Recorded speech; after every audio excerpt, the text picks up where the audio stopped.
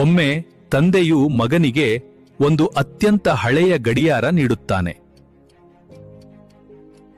ಈ ಗಡಿಯಾರವನ್ನು ಮಾರಿ ಬರಲು ಪ್ರಯತ್ನಿಸು, ಆದರೆ ಬೆಲೆ ಮಾತ್ರ ಕೇಳಿಕೊಂಡು ಬಾ ಎಂದು ಹೇಳುತ್ತಾನೆ. ಮೊದಲು ಗುಜರಿ ಅಂಗಡಿಗೆ ಹೋಗ್ತಾನೆ. ಅಲ್ಲಿನ ಮಾಲೀಕ ಅದು ಹಳೆಯ ತುಕ್ಕು ಕಬ್ಬಿಣವೆಂದು ಭಾವಿಸಿ ಕೇವಲ 50 ರೂಪಾಯಿ ಬೆಲೆ ಕಟ್ತಾನೆ. ನಂತರ ಅವನು ಹತ್ತಿರದ ಗಡಿಯಾರ ಅಂಗಡಿಗೆ ಹೋಗುತ್ತಾನೆ.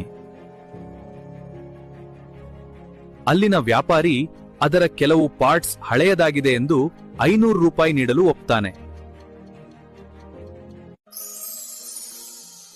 ಕೊನೆಯಲ್ಲಿ ತಂದೆಯ ಮಾತಿನಂತೆ ಅವನು ಮ್ಯೂಸಿಯಂಗೆ ಹೋಗುತ್ತಾನೆ.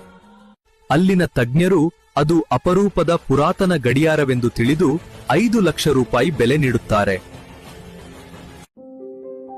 ಮಗ ಮನೆಗೆ ಓಡಿ ಬಂದು ಕೇಳುತ್ತಾನೆ, ಅಪ್ಪ, ಒಂದೇ ವಸ್ತು ಬೇರೆ ಬೇರೆ ಕಡೆ ಬೇರೆ ಬೇರೆ ಬೆಲೆ ಪಡೆಯಲು ಹೇಗೆ ಸಾಧ್ಯ? ನಿನ್ನ ಬೆಲೆ ತಿಳಿಯದ ಜಾಗದಲ್ಲಿ ನೀನು ನಿಂತರೆ ನಿನ್ನನ್ನು ಕಸದಂತೆ ಕಾಣುತ್ತಾರೆ. ಸರಿಯಾದ ಜಾಗದಲ್ಲಿ ನಿಂತಾಗ ಮಾತ್ರ ನಿನ್ನ ಬೆಲೆ ಜಗತ್ತಿಗೆ ತಿಳಿಯುತ್ತದೆ.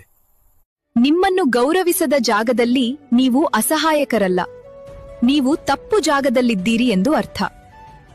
ಸ್ಥಳ ಬದಲಾದರೆ ಕಲ್ಲು ಕೂಡ ಶಿಲ್ಪವಾಗಿ ಪೂಜಿಸಲ್ಪಡುತ್ತದೆ. Download ShareChat.